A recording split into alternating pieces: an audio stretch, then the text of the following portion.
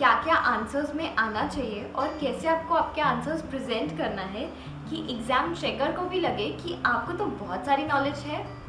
Hi you guys, मैं हूँ पार्शवी और आज से हम स्टार्ट कर रहे हैं विद द एग्ज़ाम सीरीज। पढ़ाई तो आपकी वैसे ही ओकेश चल रही है, तो एटलीस्ट आप ये पॉइंट्स जॉट डाउन कर दीजिए ताकि फिर एग्ज़ाम जब आप देने के लिए जाओ तब आपको याद रहे। सो फर्स्ट चीज़ है सेक्शन नंबर्स। अब आपको भी पता है सेक्शन नंबर्स कोड करना कितना ज़्यादा ज़रूरी है, स्पेशली कंपनी लॉ जैसे पेपर्स में वगैरह वगैरह। बट सेक्शन नंबर्स को आपको प्रेजेंट कैसे करना है?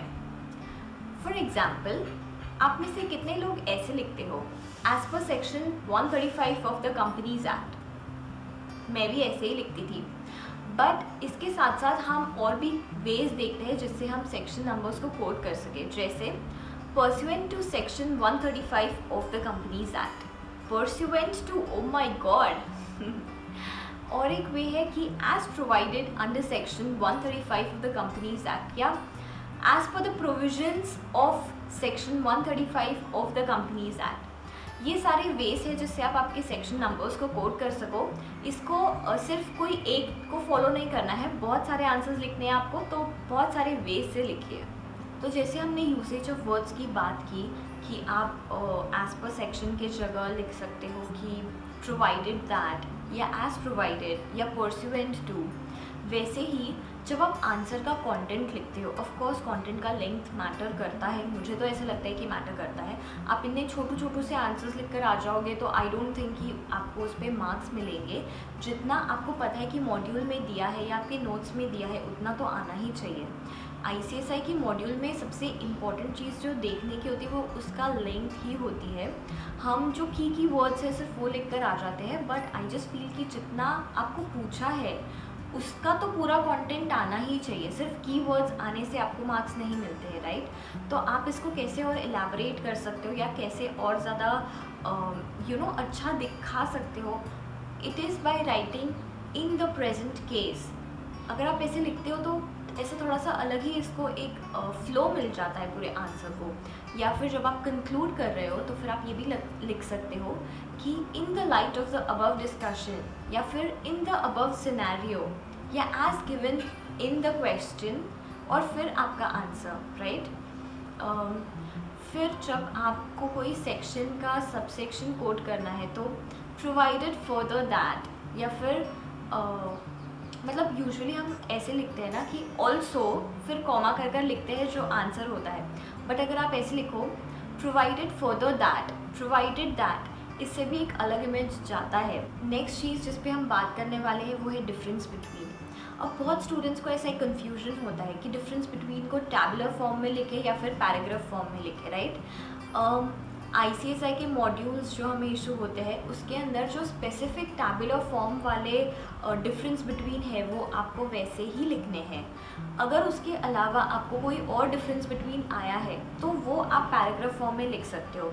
बट फॉर एग्जांपल मैं सीएस प्रोफेशनल आईटीएसए के पेपर के बारे में बात करूँगी। उसमें दिया है स्पेसिफिकली कि डिजिटल कंप्यूटर्स और एनालॉग कंप्यूटर्स के बीच में डिफरेंस, फॉर एग्जांपल अभी मुझे याद नहीं है, ठीक है? तो उसमें स्पेसिफिकली दिया हुआ है कि इन दोनों के बीच में डिफरेंस है, ऐसा टेबल बनाया हुआ है, बेसिस ऑफ डिफरेंस है और वैसे वैसे ही लिखना है। अगर वैसा क्वेश्चन मतलब वो वाला पर्टिकुलर क्वेश्चन आया तो आपको टैबुलर फॉर्म में ही लिखना है। बट ऐसे कोई क्वेश्चन है जो आपको नहीं पता कि इसका टैबुलर फॉर्म में मॉड्यूल में दिया है तो then you can choose for paragraph answer. जो मॉड्यूल में दिया है जिस तरह से वैसे ही आपको लिखना है। मेन मेरा बताने का मोटिव ये है क्योंकि ये वाला कन्फ्यूजन मुझे भी रहता था कि अब इसको मैं टैबुलर फॉर्म में लिखूँ या फिर वैसे। तो आप प्लीज़ स्ट्रिक्टली मॉड्यूल को फॉलो करिए। उसमें अगर डिफरेंस बिटवीन टैबुलर फॉर्म में बहुत कम होते हैं, मैंने तो मार्क कर रख दिया था कि कहाँ कहाँ टैबुलर फॉर्म में दिया हुआ है, वो तो भी याद होना ही चाहिए। जैसे ड्राफ्टिंग में भी मेरे इसमें एक कन्वेंस और कॉन्ट्रैक्ट या इन दोनों का डिफरेंस बिटवीन था, वो टैबुलर फॉर्म में था, तो वो वैसे ही आना चाहिए। फिर उसके अलावा अगर आपको कोई और क्वेश्चन आता है जैसे गारंटी और मॉर्गेज के बीच, तो वो आप पैराग्राफ फॉर्म में लिस्ट कर सकते हो, राइट? नेक्स्ट इम्पॉर्टेंट चीज़ है कीवर्ड्स। हर एक आंसर में ऐसे स्पेसिफिक कीवर्ड्स होते हैं जो पूरे आंसर का क्रक्स होता है, जिसमें पूरा आंसर समाता है। वो हमें पता होता है कि कौन से ये कीवर्ड्स हैं, उसको भी आपको अंडरलाइन करना है क्योंकि उससे एग्जामिनर जो एग्ज़ाम चेकर है उसको जल्दी से दिख जाएगा कि हाँ ये पॉइंट्स जो चाहिए है वो है। अब पूरी लाइन को प्लीज़ अंडरलाइन मत करना, ये मिस्टेक मैं करती थी कि अगर मुझे ऐसा लगता है कि ये वाली लाइन बहुत इंपॉर्टेंट है मैं पूरी लाइन अंडरलाइन कर देती थी। नो नो नो नो, सिर्फ जो कीवर्ड्स है जो आपको लगता है कि इम्पॉर्टेंट है, जो ये आंसर में आने ही चाहिए, तो सिर्फ वही हाईलाइट करना है, राइट। और एक जो स्टूडेंट्स लोगों को थोड़ा सा फियर होता है वो है कि हमारी इंग्लिश इतनी स्ट्रॉन्ग नहीं है या हमारा ग्रामर इतना स्ट्रॉन्ग नहीं है, तो क्या उसका आंसर राइटिंग पे इफ़ेक्ट पड़ता है? बिल्कुल भी नहीं पड़ता। अगर आपके कॉन्सेप्ट्स क्लियर है या आपको सेक्शंस आते हैं तो मुझे नहीं लगता कि ये मैटर करता है कि आपका ग्रामर कितना अच्छा है या आपकी इंग्लिश कितनी अच्छी है। Without grammar and without English I have seen students getting all India rank in CS executive and CS professional.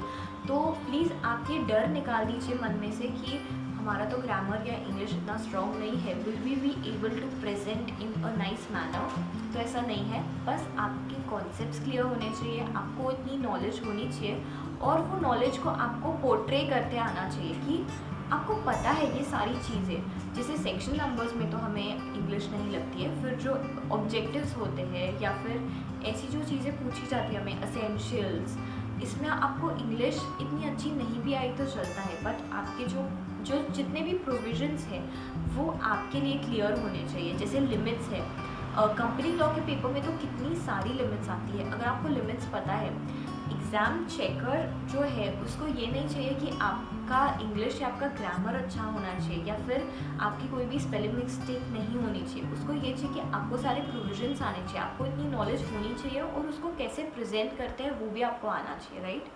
तो ऑफ कोर्स कि स्पेलिंग मिस्टेक के लिए मार्क्स कट होते हैं, मैं ऐसे नहीं बोलूँगी कट नहीं होते हैं, बट एक दो चीज़ें मतलब पूरे पेपर में अगर आप बहुत सारी मिस्टेक्स करोगे या फिर बिल्कुल अच्छी हैंडराइटिंग में नहीं लिखोगे तो आपके आंसर में मार्क्स कट हो सकते हैं, ये रीज़न की वजह से भी।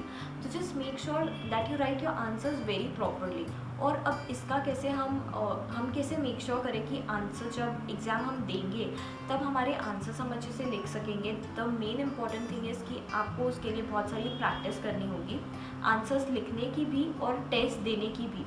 अगर आप दोनों चीज़ की प्रैक्टिस करोगे तो आई जस्ट फील फिर आपको टाइम मैनेजमेंट आ जाएगा। इसका सिंपल लॉजिक है, यू विल अंडरस्टैंड कि टाइम कैसे मैनेज करना है और वो टाइम में आपको कैसे अच्छे से उसको प्रेजेंट करना है। तो प्लीज़ एटलीस्ट एक पेपर आपको देना ही है आपके फाइनल एग्ज़ाम्स के पहले, ताकि आपको प्रेजेंटेशन कैसे करना है फिर टाइम कैसे मैनेज करना है वो आ जाए। तो मैम आपने ये तो बता दिया कि टेस्ट पेपर्स देने चाहिए, बट कहाँ से देने चाहिए, कैसे देने चाहिए? मैंने उसका लिंक आपको डिस्क्रिप्शन बॉक्स में दे दिया है और ऐसे ही छोटे छोटे वीडियोस लेकर मैं आया करूँगी, so just stay tuned. Thank you so much for watching, see you in the next video, outro.